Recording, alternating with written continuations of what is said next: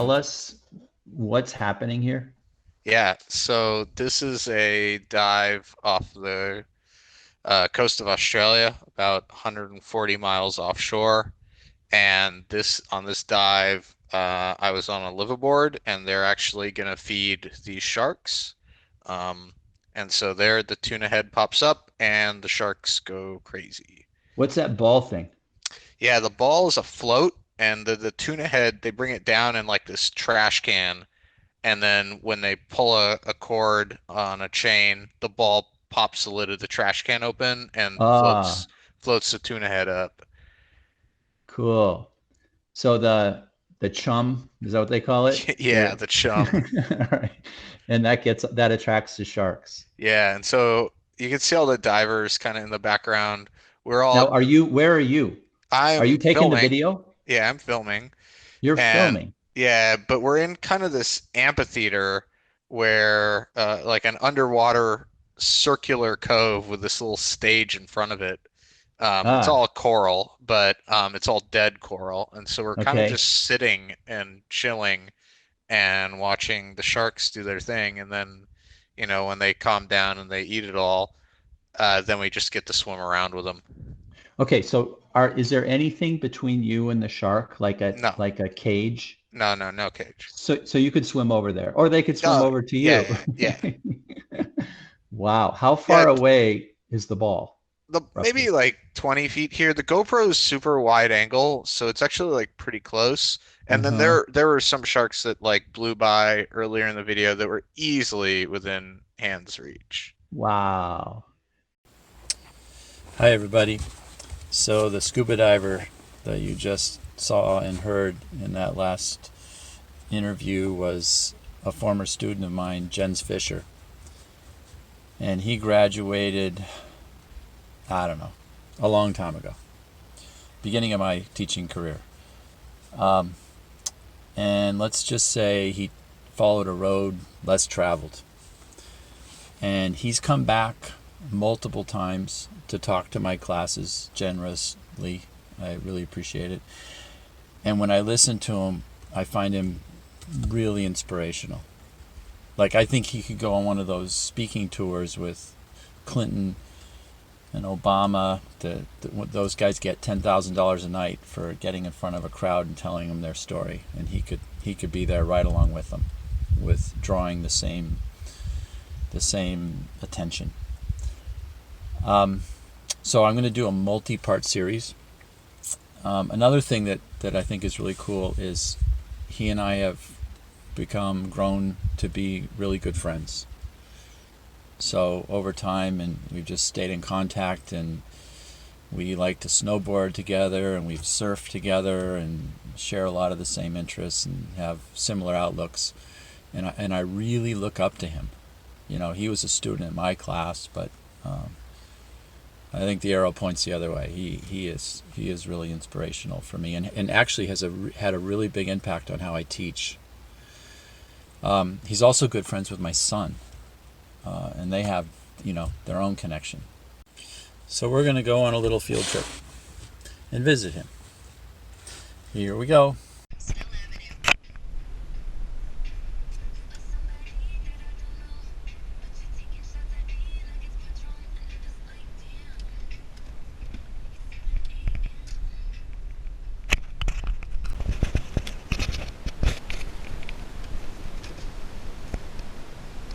Hi. All right. Gonna spin the bench. No, I'll just turn my head. That makes it seem more socially distant. Alright. Okay. All right. Hey, Jens. Hello. How are you? Good. Yourself? I'm all right. Hey, we're gonna make sure we're socially distant. So let's Alright. get our 6 feet. Boom. 6 feet. Alright. Bingo. Look at this chair. Just happened to be here. Yeah. Cool. All right. Thank you. No And problem. I want to make sure we can hear each other. So, are you okay if we take our masks off? Yep. All right. Let's do that. I won't cough on you. Yeah, aim the other way. All right. So I work for Blizzard Entertainment. I've been working there for 13 years, which is kind of unheard of in the tech industry. You stay Oh, yeah. in place for a while. Wow. but I really like it there, and had a lot of different jobs there, and so. Wait, can I interrupt for a second? Yeah. So this is Activation Blizzard, like when I watch the stock market. ATVI. Okay, that's you stock guys. price. All right. We're doing good. Yeah. So do you like buy your own stock, or do you get? I try to not get, put all of my eggs in one basket. Okay. Right. So like if you're working there and then you also a lot of your stock there. Yeah. If something happens, you're double screwed. Yeah. So I try and limit my exposure. All right. Around 2009, I started working on this project, and it was basically back then World of Warcraft was a huge account theft problem, and we were getting maybe 5,000 to 9,000 accounts stolen every day. Okay. And the reason that's the case is because there was a huge player base, and there still is a huge player base playing World of Warcraft. When they steal the account, they would take all the virtual assets, okay, and they would sell it to other players. Oh. And so there was this huge black market economy for that. And it's actually, if you think about it from a criminal's perspective, I can steal credit cards, steal people's money, and then I'm going to have, the FBI coming after me and all this law enforcement pressure. Or I could go and steal this digital gold that, what is a court going to say? Is that theft? I don't know. It's a much rare, safer area. God, and there aren't laws. Right, there aren't laws. But it's as liquid as any currency, right? And so it's really easy to sell. And you can read a lot about this, but at one time, stolen World of Warcraft accounts were selling for more money than stolen credit cards on the black market. Okay. And that held true for a couple of years. So, I was on this team, and they're saying hey, we gotta solve this. How do we solve this? I think our first pass at it was hey, if your IP address changed, lock them down, right? And then everyone's super pissed about that because your IP address changes all the time, right? There's good people. So we had a lot of false positives with that. So the way that we actually some of the use cases was. One, just buying those accounts and then investigating their login history, because on our side we can see the full data of what happened. Oh, it hit the website and we got this IP coming in, and then it logged into the game and it was a different IP, but it knew the password. And so just knowing that, hey, these accounts were stolen in a specific pattern, let us help our detection algorithms learn that pattern. And so we're using it as input data where we know that these accounts are definitely bad because we were buying them. You were doing a sting thing. Yeah, kind of a sting operation. So in machine learning speak, that's called labeled data. Okay. And so we bought some perfectly labeled data. All right. Right? And then we could train our algorithm on that and have it, when it sees an account that we don't know if it's stolen or not, if it follows that same pattern, the algorithm has learned that pattern is bad. Okay. Don't let them. Can I interrupt Yeah. again? When you say learned, is that machine learning? Yeah. Okay. All right. So you're doing this when? This is 2011, 2012. All right. And so, we built all kinds of, the system evolved over time. But it was kind of the first data product that Blizzard ever did, and it was kind of the first place we ever actually used machine learning in the wild. All right. And so when the actual, full machine learning, not just your IP change system launched, it cut the number in half in the first year. Really? And so it's tens of millions of dollars in savings. For the company, it was just wildly successful. Yeah. And the players were a lot happier because, one, they weren't getting all their stuff stolen, and then two, we would let them know that hey, your password is leaked, somebody's on it. So just like the credit card people, when your thing gets stolen and you get the phone call saying that somebody in Hong Kong just bought a sweater. Yeah, and ours, this was a long time ago, right? So ours was better than most banks. When we launched it was there are a couple banks that had similar stuff, but we were kind of doing a better job. Okay, can I interrupt for a second? Yeah. On that thing, what did you physically do? Yeah.